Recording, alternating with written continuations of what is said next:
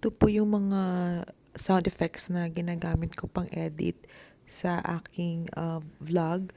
Sana po makatulong po sa inyo, and thank you for watching. Don't forget to like and subscribe.